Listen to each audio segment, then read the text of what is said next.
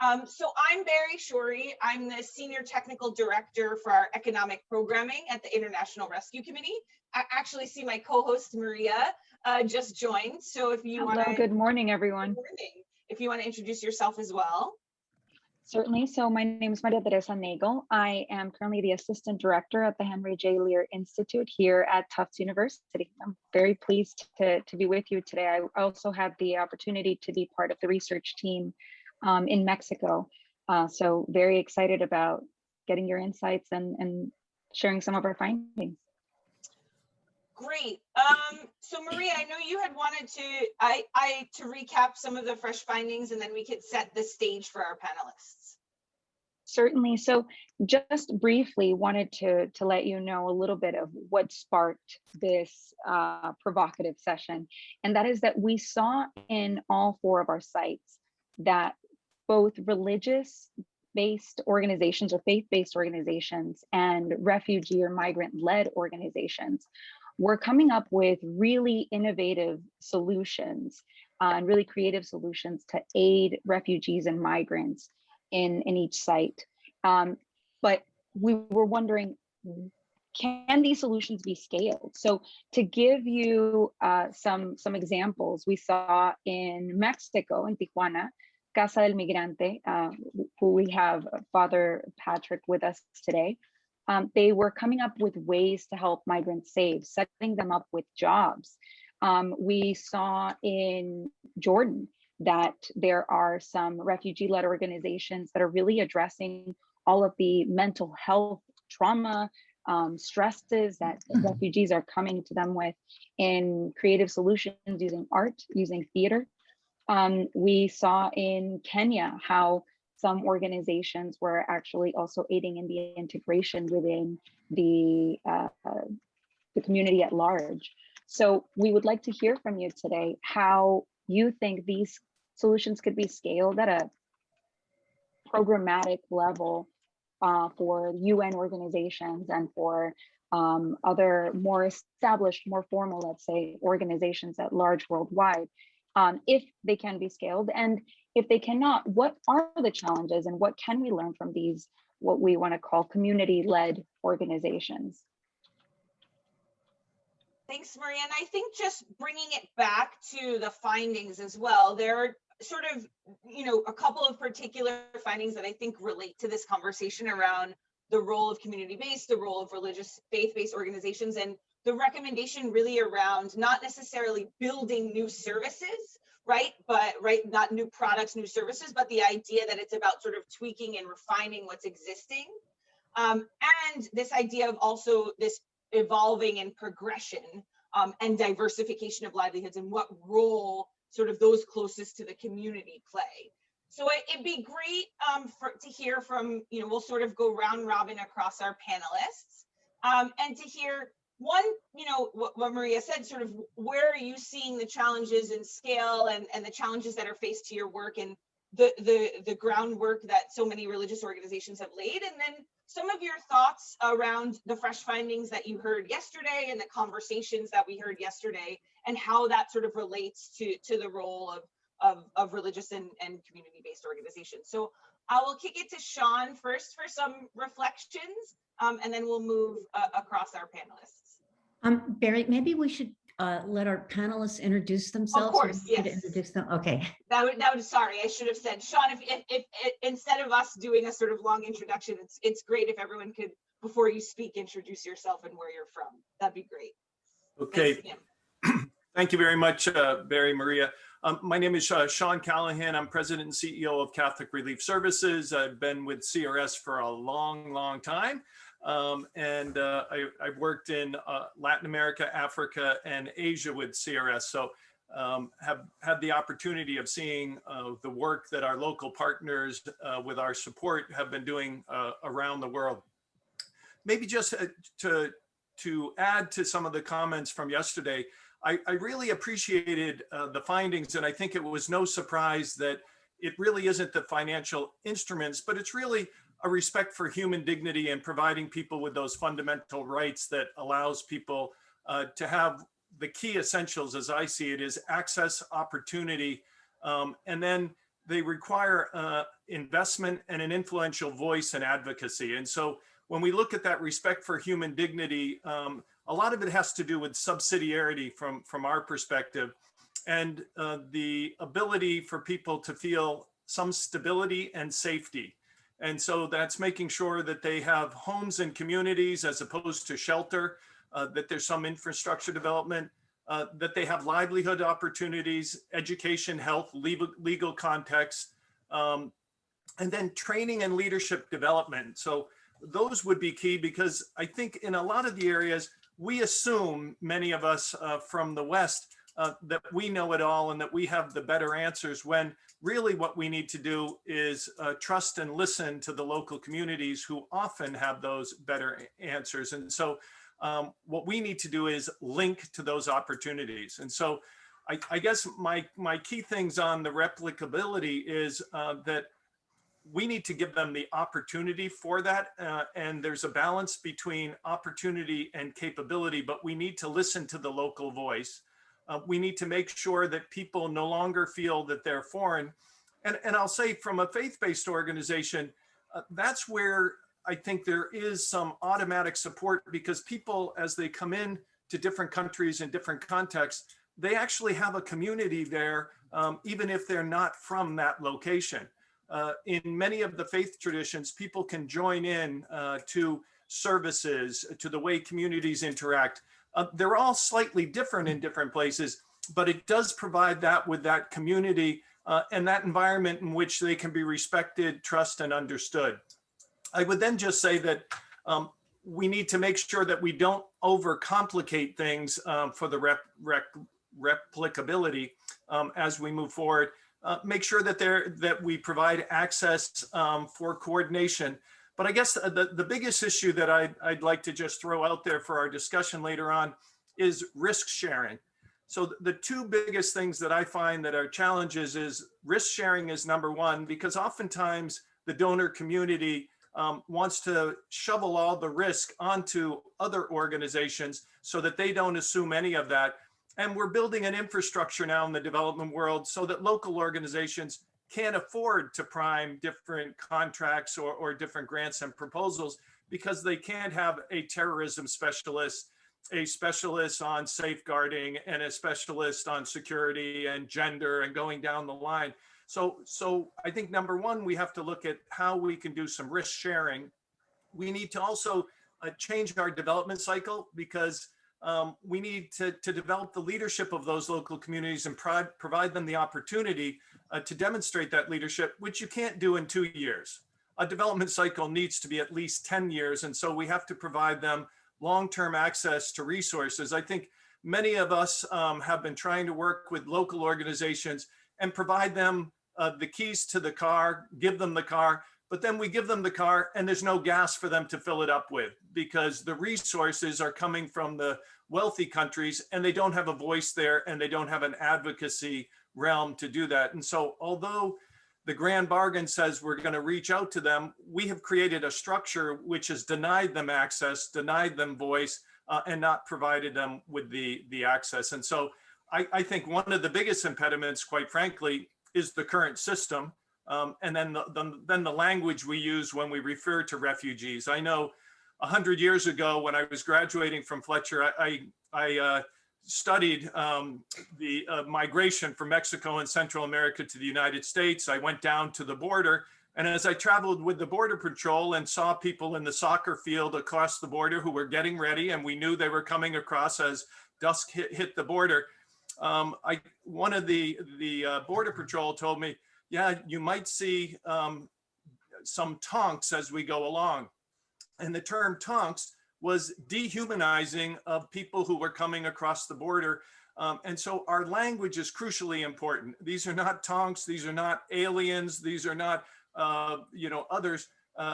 We used the term in the old days of undocumented workers who were coming across the border to help out. So I think we have to see how we can reduce those barriers. And so I appreciate you taking some attention to this here today to get the positive work out there. But I would highlight those two issues: risk sharing and long-term access to resources. Great. I think that's an important point, the aid infrastructure and how that's accessible to faith-based organizations doing the work is really important. And then I think, Sean, your other sort of point around belonging and being part of the community and that whole sort of side of things, not just about also incorporated into sort of financial health in that conversation and what role faith-based and community organizations can play in that.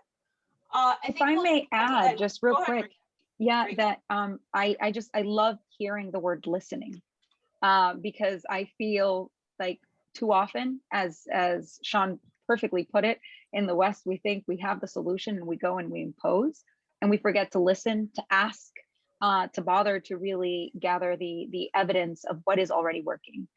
So thank you for highlighting that, Sean. Yeah, we used to call that appreciative inquiry, Maria. I don't know if it's still used in the field, but we always look for that. I was with a community in Uganda at one point, and this woman welcomed us and said, "You are such smart people. It's wonderful that you've come to visit us." And I said, "What do you do here?" And she said, "I'm a traditional birth attendant." And I said, "How many people have you assisted since you've been here in the camp?"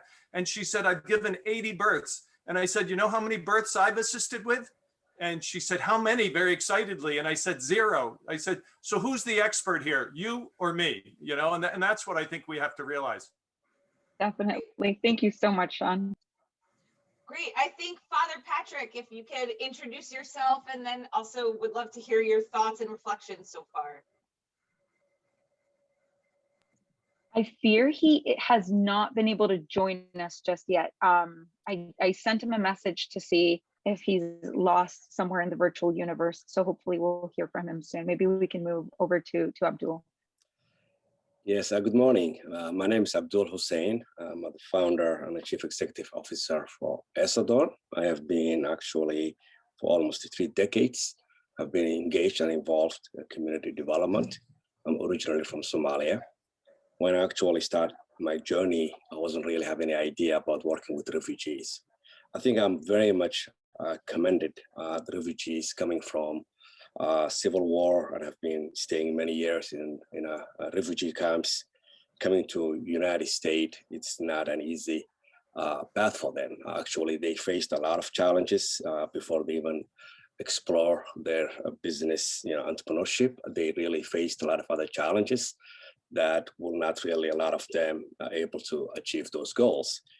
Having said that, some of those, families, traditionally, the way that I personally learned for this journey is a cycle of 3 different kind of, levels. First 3 years, usually they are in a crisis mode, most of these refugees. And the second 3 to 5 years, usually the time they stabilize their life. And then they're really thinking about how they're going to build wealth for their, families. And that's not easy thing. A lot of the families that have been worked with them happen to be by faith, Muslims. They don't really want to have any, accessing finance based on interest. And even if they really interested with interest kind of financing, they are not really able to fulfill all the conditions that they really been required for them. So what they did, most of them, and I think I see very well, most of them are by, embedded their cultural values are very much business entrepreneurship. They're all looking way to build their own businesses and create, opportunity for themselves. And the way they really able to do that is they really get money from either borrow from the family members, or they call, sharonka. Basically, they put together money from different groups and one person will get that money. Has advantage, but also has a disadvantage, So usually they build their businesses. Most of the Somalis and other East African community that I know in Boston, 90% their business is based on through that kind of finance. They usually did not access, conventional financing system. Usually they could not able to succeed that.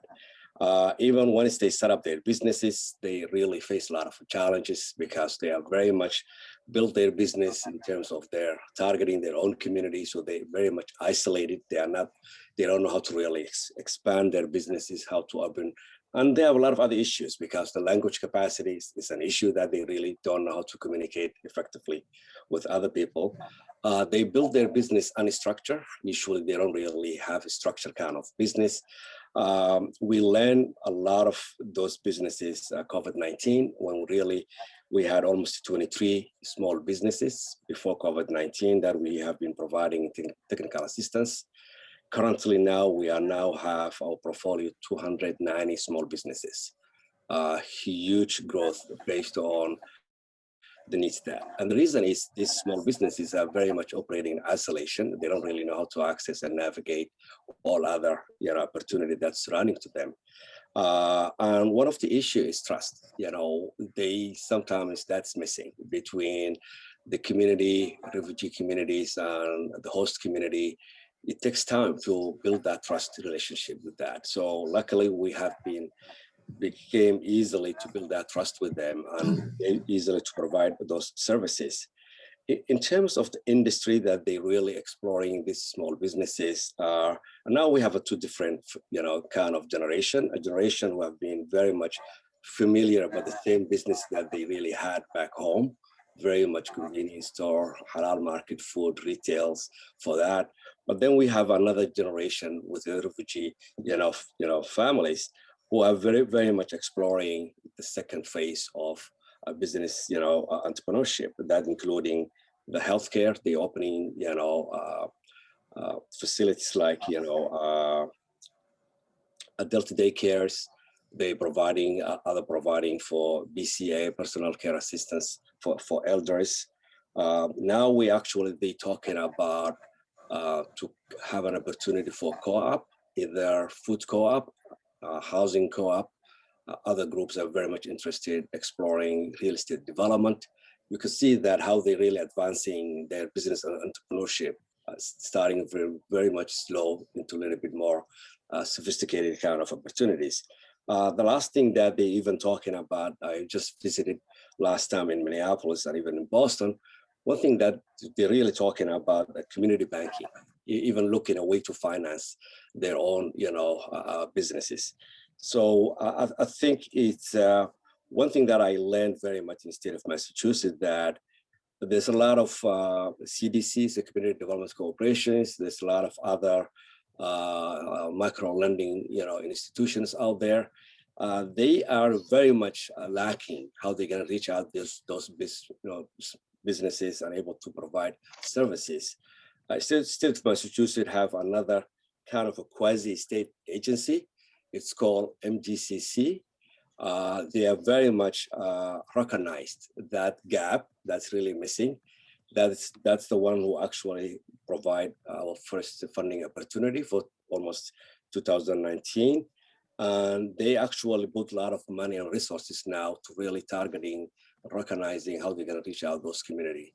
So I think community-based organizations like us are very much the bridge that's really connecting our community into mainstream and also really becoming the voice that they don't really have currently, and able to really, shape even some of the policy that really they needed for this.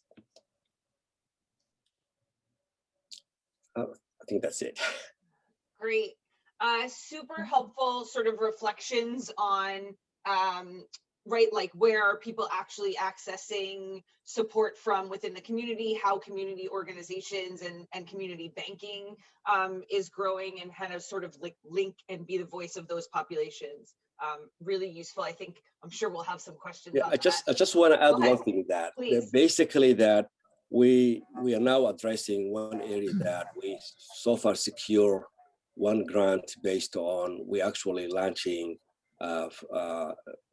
free kind of interest, a business loan to really help them to study that, because a lot of the community still struggling, based on their belief, the faith that they don't really want to have a loan that's based on interest, so we providing that, and now we're increasing our portfolio for that. I hope that soon. Fantastic. I think understanding sort of what the barriers are yes, as it relates to that is really important. Great. Correct. Thank you so much. I think Father Pat has joined. which is great. So I'll hand it to Father Pat for some reflections and thoughts around his work with faith-based organization and interactions with refugees, and then we'll open it up to discussion. Thank you very much, and sorry for being late, but technical difficulties here. No worries. So my context is I work in the House for Migrants. I've been here for 8 years. And just with some very good questions you offered for us to think about.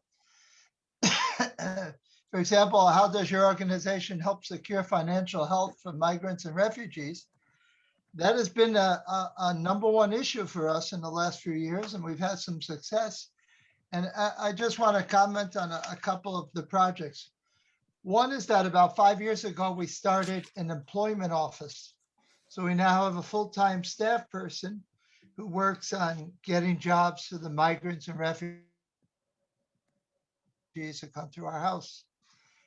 Those who have papers, those who are here illegally. And one of the good things is Tijuana is experiencing a financial boom. So there's lots of work, unbelievable. So if you arrive today, we can probably find you a job for tomorrow. Now the wages are not always the best, but it just gives you a sense of dignity when you can go out to work and come back with some money in your pocket. Father And Pat, we kind can of I act, interrupt you for 1 second? Sorry, I just realized too, maybe just a quick introduction of where you are and where you're serving currently. Oh, okay. Where you're working, great. Yeah, and we're at the border of Tijuana in Mexico, just across from San Diego. Tijuana has always been the place where migrants go, and because they want to cross the border or they want to ask for asylum. So that's the context. We're kind of a magnet, and the CASA has been doing this for 34 years. And so getting back to our bridge, we act as bridges because people are always willing to take advantage of migrants. And so we kind of negotiate things like salaries and complaints and keep those who hire migrants to the task of being decent people. Our employment agency was doing really well before the pandemic, as you can imagine. We would secure jobs for about 100 people a month. And after, things kind of went down. But in spite of the pandemic, there's certain things that never stopped in Tijuana. One is the construction agency, for example. People continue to work, buildings continue to go up. So Tijuana is growing, and so there's lots of financial opportunities. And one of our ultimate goals is to give people another option. You know, to think about, everybody comes here has the American dream in their mind, and sometimes they flip the switch, and all of a sudden Tijuana becomes their dream, and they forget about the American dream for a while. One of the other aspects of this strategy to help people become more responsible in terms of earning money, we also provide them a place where they can save money, like a huge safe deposit box system. Save money because they can only stay at the casa for 40 days, and then they have to rent an apartment. And so we kind of help them get going in that way. It seems to work. It's a strategy that works. The second aspect that we have, a strategy, is something we're building. About 4 years ago, we began to arrive at the conclusion that if we gave people some more education, some more formation, they could probably end up doing a better job.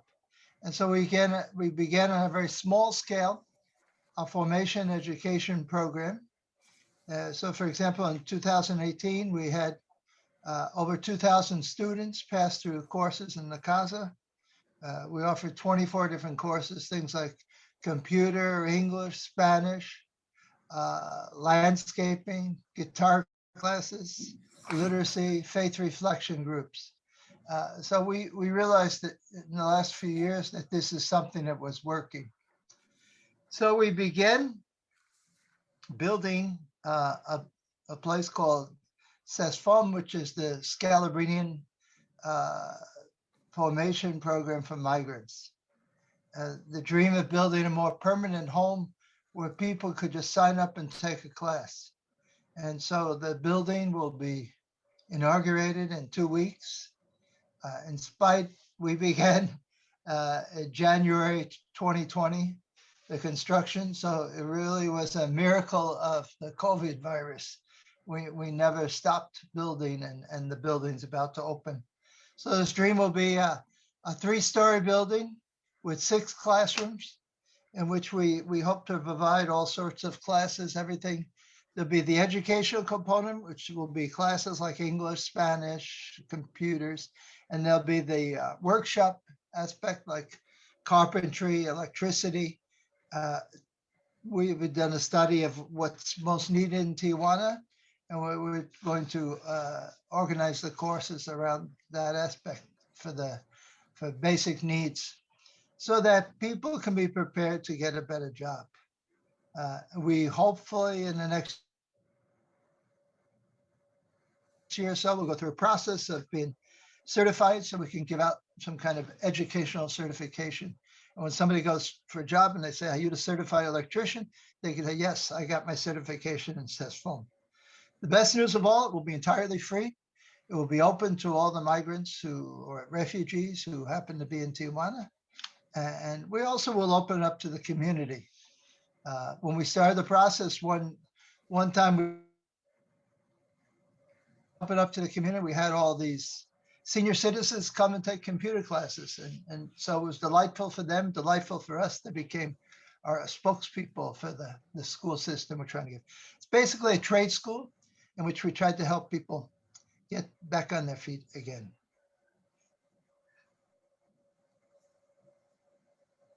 Just a couple more points on how this works in terms of passing on what we call the light, and migrants pass it on to others. We have a couple of things that really worked well for us. A couple of years ago, we started a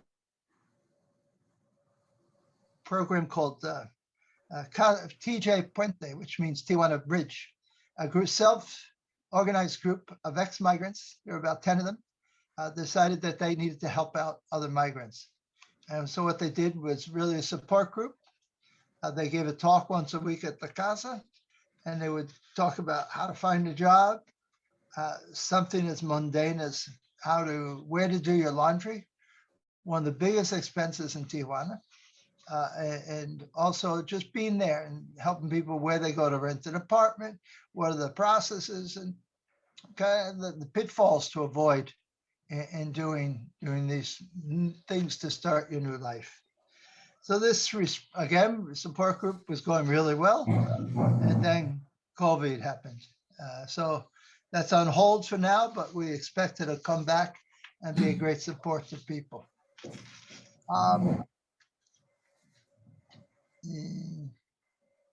Another little item that recently has worked, again, trying to adapt to the new world of COVID, is that for the last year and a half, we've been giving out 100 dinners a day to people, usually former migrants who come to the door. So it occurred to us, maybe we asked them to help as well. So we made an offer. If you'd like to contribute to the process of giving out food, maybe you could think about donating some of the styrofoam containers. And all of a sudden it started to grow and people started to contribute. And we're at the point now we really don't have to buy styrofoam containers anymore because people are contributing.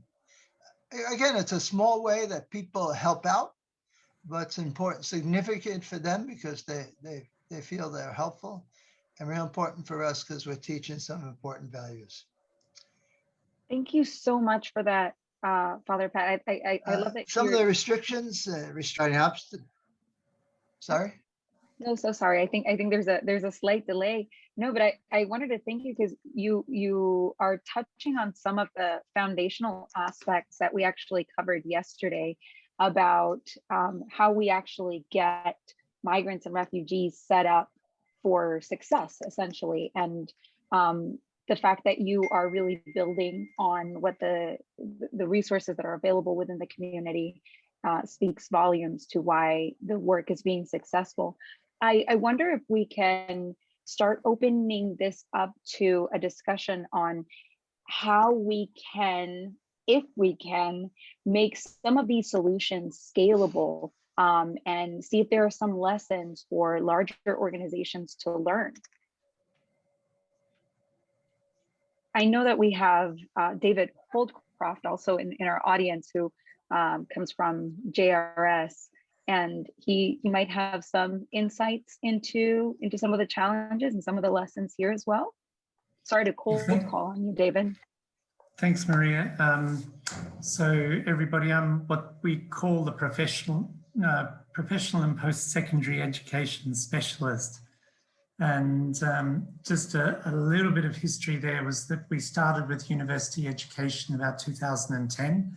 And we were offering two things. We were offering kind of a university level diploma, and we were offering what we call community-based learning tracks, and that were refugee chosen just on, and there were universities giving us some content, learning content for to deliver these kind of micro courses in topics that really concern them. What we tried to do more recently when we reflected on that, the university education was completely wonderful education, but it wasn't a good project for us because really most of the refugees we had were had usually primary education, but not secondary. And so we just adjusted our sort of courses and things to really deliver to the group of refugees that we're working with. Some of those have secondary certificates and they go into teaching or whatever, but others are more sort of vocational level skills, let's say. And as somebody else has said, they all go into business and mainly into business, some into employment.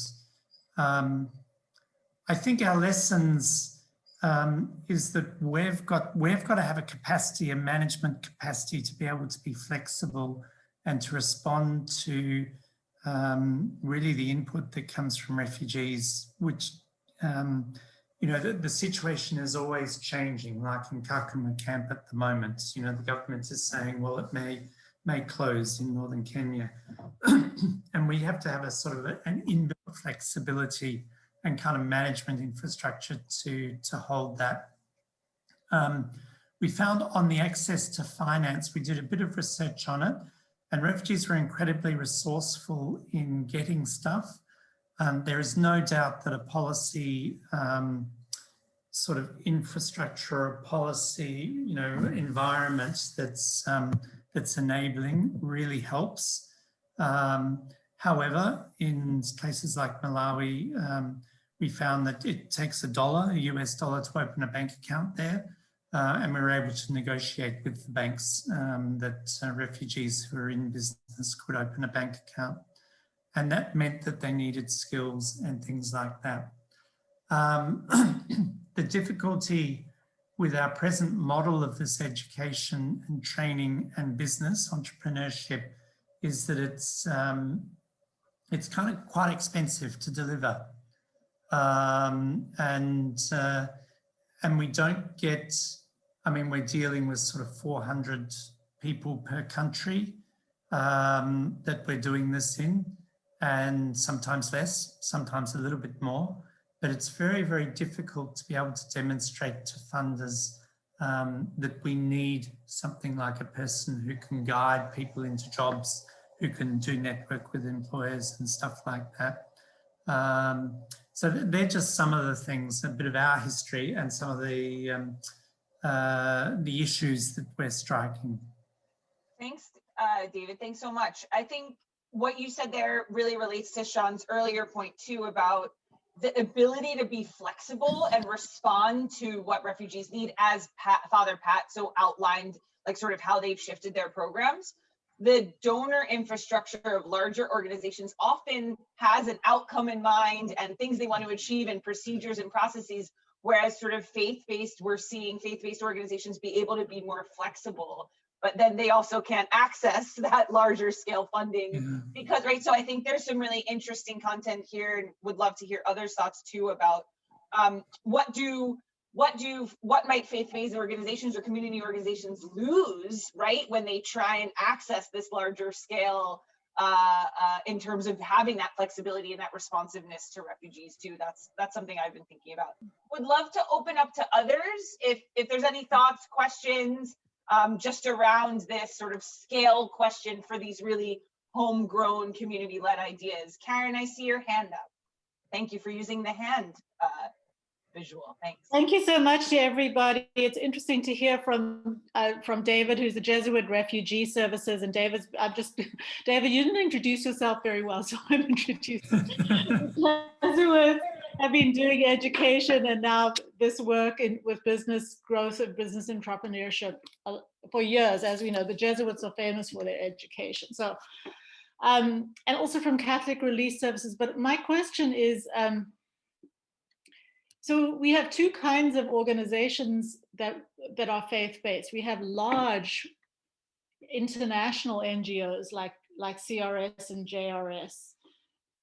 But then we have much smaller ones like Acedone and others, and even very small ones like the Jean Pierre's one that we heard about this morning in Nairobi, which are really community-based, very small, even refugee-based organizations.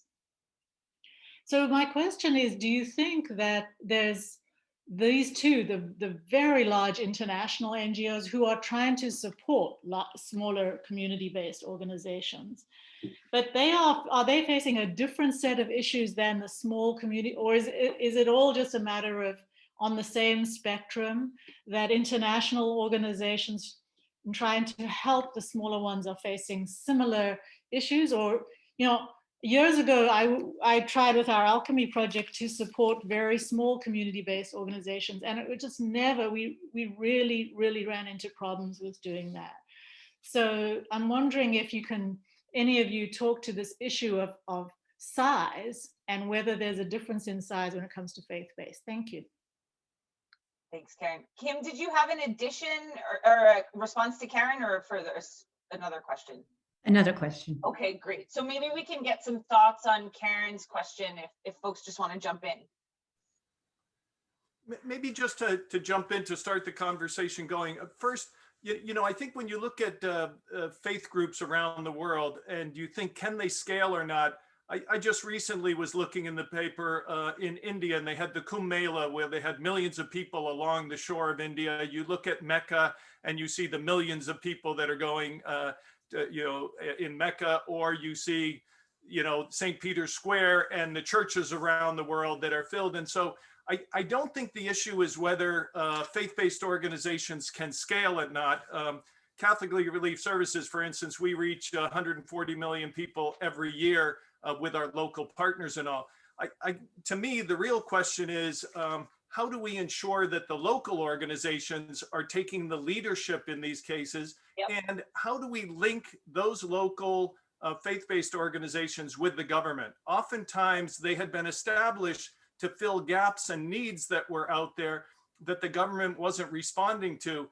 Now we're seeing more and more that when we link them with the governments, and when they aren't seen as a threat to the government because of some of the way that they speak about democracy and other things in some countries that may be fragile or difficult contexts, then they are allowed and do participate. So we've been finding that our faith-based organizations in India, a place where the Catholic Church would be a significant minority, have reached, you know, out to hundreds of millions of people there, where in Nigeria, up in the northern areas and around the country, we're responding to needs of people. You know, we've just reached 100 million people in Nigeria over the last several years. So I think the key is, how do we allow these local organizations to blossom and bloom? And how do we remove those obstacles? And then, quite frankly, I think it's organizations like Catholic Relief Services who then have to figure out what is our transition strategy in which we allow those local organizations to take over some of the activities that we were doing and move them forward. And then we, you know, look at other things like different funding sources. I know you were talking about that, but, you know, we've got small what we call silk group, small internal lending and savings communities that work together, and then they grow together. But also we're looking now at social development bonds, impact investing, private public financing. And I think many of these organizations don't have the capacity to do that, but we could hand over the keys, I think, to grants and cooperative agreements and awards that aren't as challenging at first, and then provide them support and backup for some of the more innovative financing into the future. So to me, it's really an attitude. I think they have the capability of doing it. It's linking with government, making sure the governments do not impede that, and then making sure the international sector and the financing system doesn't impede it as well. I think it's also not that we're also not sort of like suffocating the ideas and the responses of those community organizations because they might not fit into what a donor has in mind as well, right? So I think a lot of what I learned from the findings was like, listen, there doesn't, a lot of faith-based and community-led organizations are filling that gap and filling it well, and refugees are finding and using those services. And so how are we also not putting our frame of what we think is right onto that as well? Abdul, did you want to I just have a different approach. I think sometimes the problem is the donors, they may have their own framework and ideas that they really wanted people to apply and actually, fit in how they see that. So we come in a different perspective. We're saying, no, this is our problem is this is how we want to see it. Let's see where we can modify, and work together.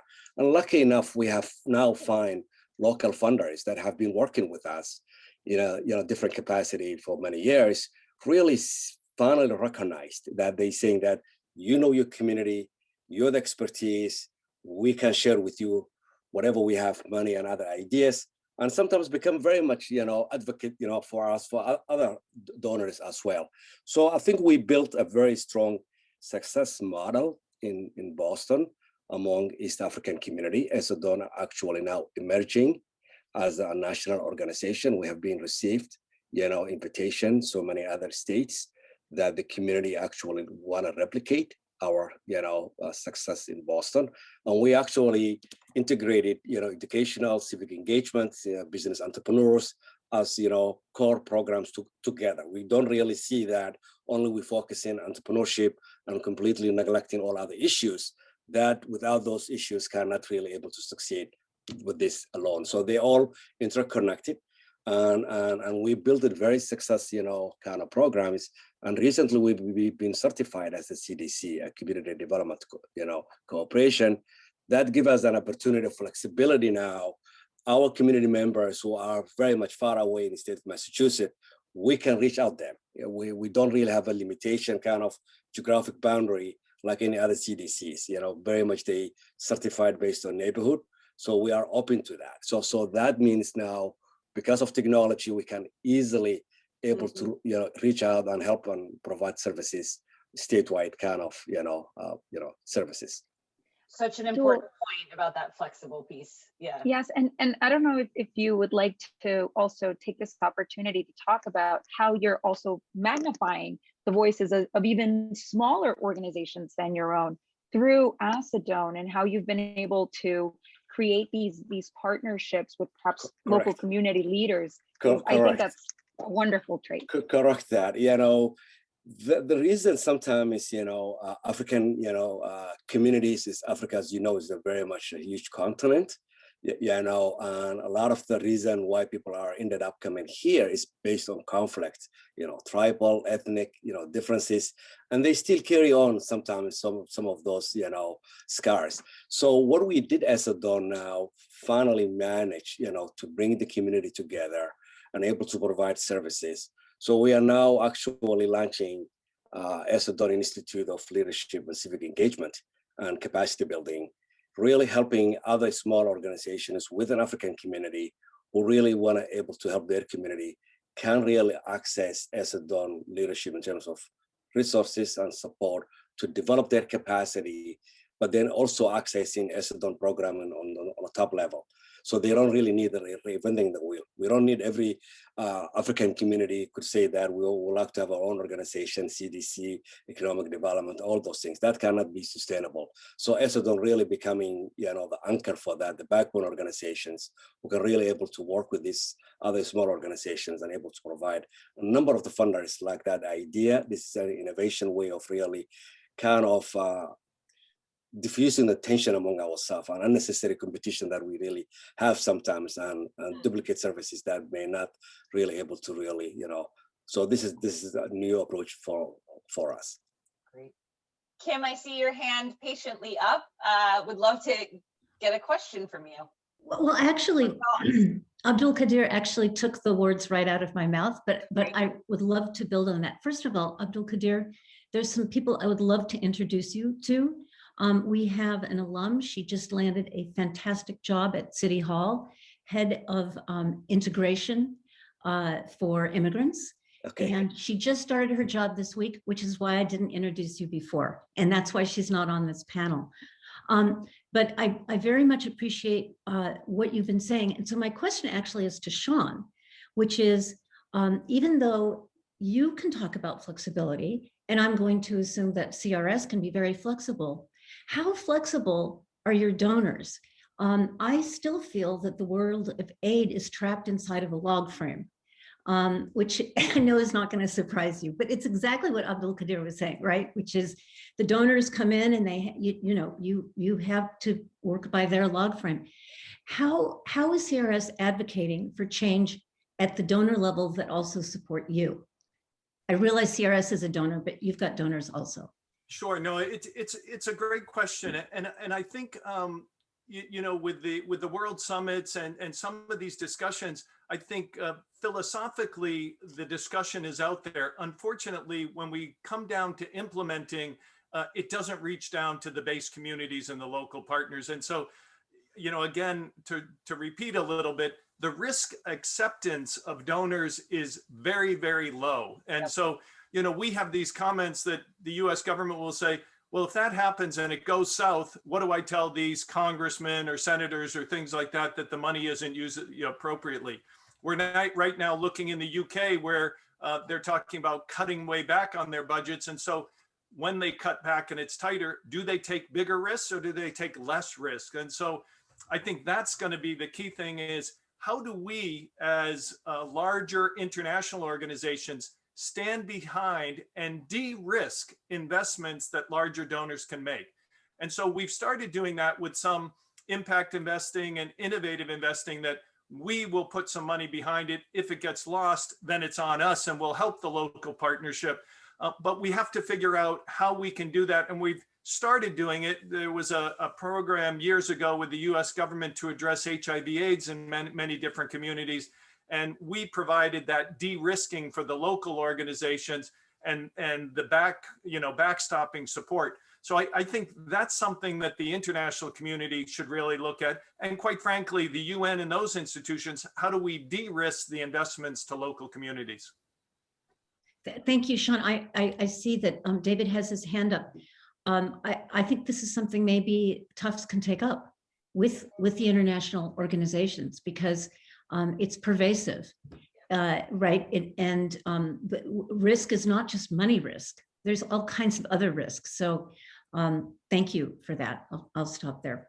I think, Kim, there's also what's interesting too, because we talked a lot about this yesterday, sort of the cash assistance and the income smoothing. There's a whole other layer within that of the risk in general. And then there's really been pushback lately around risk in cash support as well. So I think there's layers to it, the overall. And so we know a lot of, community organizations hand out cash and provide services, and that there's a whole other level of risk that donors demand from those type of programs too, that are almost impossible to meet.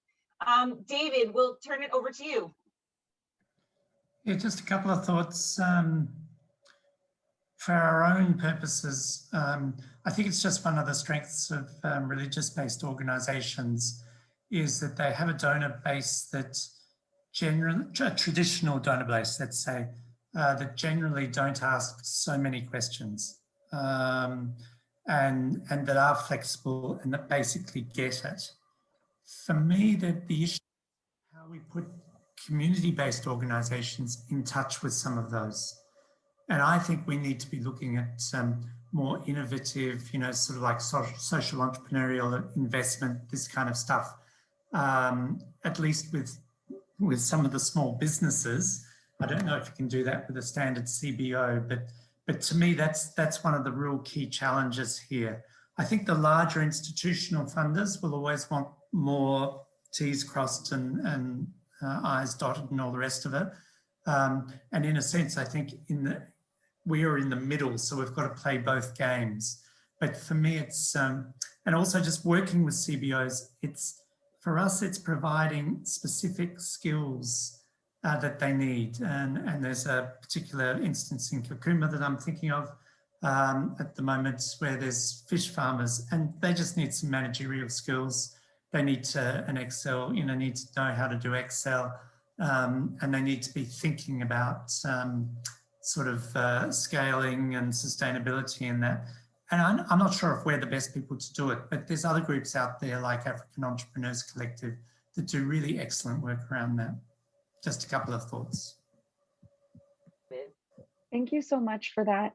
I want to shift the conversation just a bit since we don't have any burning questions just yet.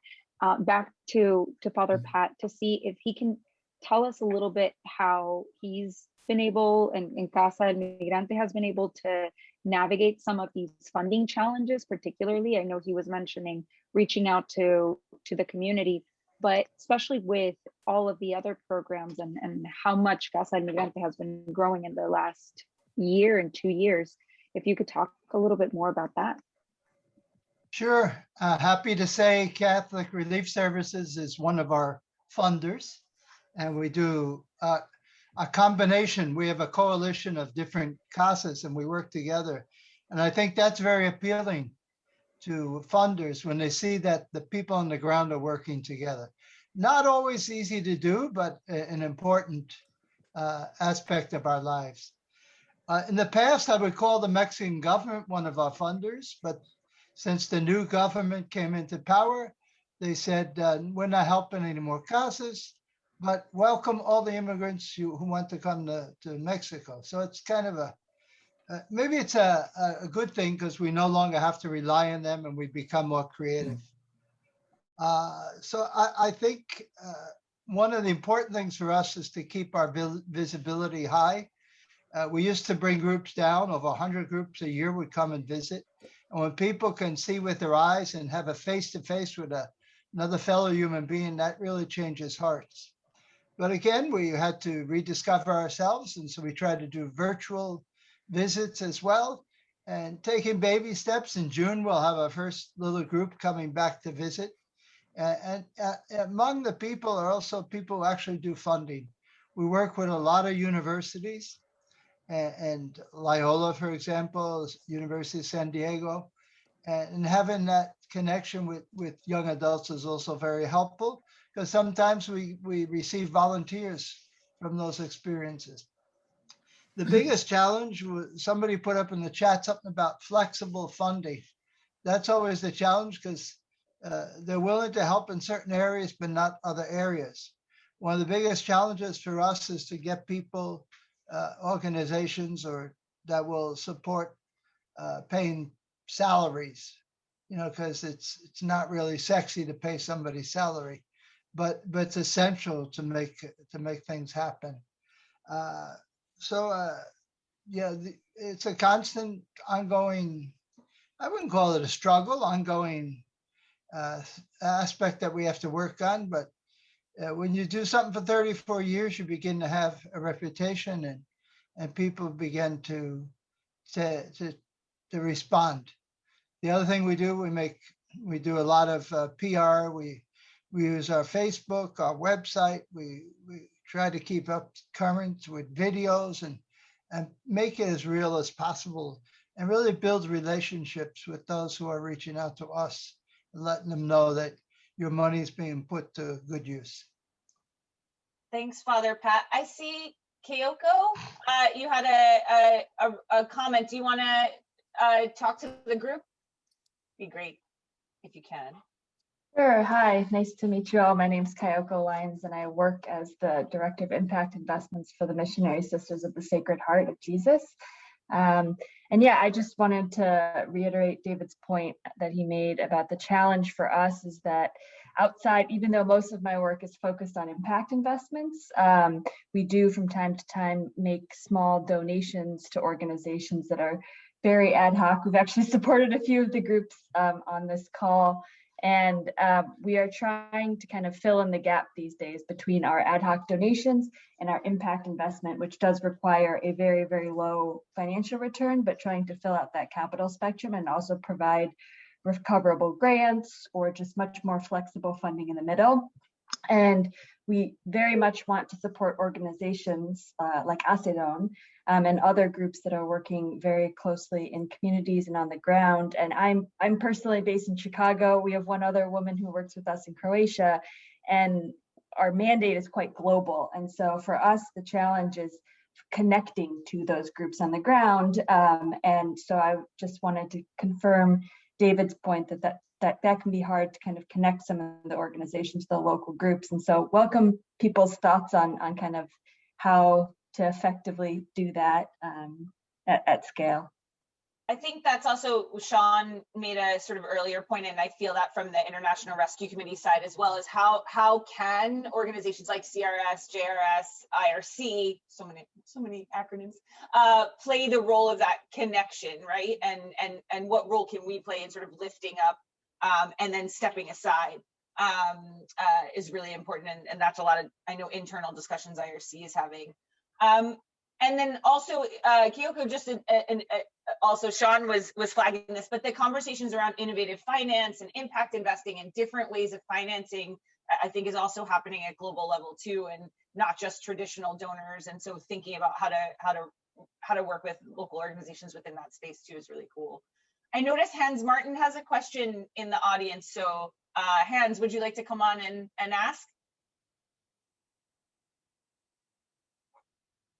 Or did we lose him? You're on mute. You're on mute. Yeah, actually, there's nothing to add to what I put in the chat. I thank you very much for really these inspiring insights in your work. And I was inspired in the morning also by the input of Jean-Pierre with this great suggestion to strengthen bottom-up initiatives. And I was really interested, to what extent do you interact among each other and also with the large players? And then there might be this, probably it's a wish, that there might be something in between, We probably need both. We need small scale and larger multinational approaches. And I think, and this is also what we put in one of our newsletters, that the larger initiatives like UN, for example, should follow where the small scale initiatives go. And I really would like to learn about your experience in terms of interaction with colleagues, friends, other organizations trying to work in the same field. Thank you. Father Pat, looks like you have something to say about that. Yeah, I'd like to comment on that. We work very closely with the UN Refugees Program. Actually, they're funding the construction of our school, and we have offices for refugees. ACNUR, I forget what it means in English, but it's the refugee program. UNHCR. Yeah, here in the CASA, and they'll have offices in the new structure as well. So we're constantly doing things with them. They're constantly pushing us to do more with less, and we have a good working relationship. I joke that they should be sending me a check because I do go to so many meetings with them, but it's well worth it. They're a great organization. Great. And I see, Sean, you have your hand raised. Yeah, just to respond to Hans a little bit, I think he is right that there's probably a value in different size agencies and different agencies so that you can cross-fertilize with different ideas and things. But I meet monthly with a group called the Interagency Steering Committee of the UN. So it's the head of the various UN agencies, and we have these discussions. But as you might imagine, even though we may have those discussions at the high levels with the directors of UNICEF, UNHCR, and World Food Program and others, it is difficult through that system to ensure that the people on the ground are actually implementing what is said at those meetings. So, you know, I think there has to be greater agility and some assistance to them in the co-design of proposals and the thought going in that you're going to be handing this to a local organization needs to be at the beginning in the development process, not as an afterthought, and that you do when you're running out of funding at the end. I think, Hans Martin, there's also a lot happening. I know from working with the NEAR network and a few others, there's a lot of cross-fertilization and collaboration happening at local organization level as well, and networks set up to share and build capacity and lessons learned. There's some good work happening out of Adesso and a few other refuge point that are helping to sort of collate and collaborate and coordinate among local refugee-led organizations as well, and sort of build those networks. IRC, CRS, JRS, you know, there's larger INGO networks and not as many available for local organizations. And I know that's a big push happening now. So very interesting. I see one more question from Rain. Maybe we could, am I pronouncing that right? We can squeeze in the last 2 minutes.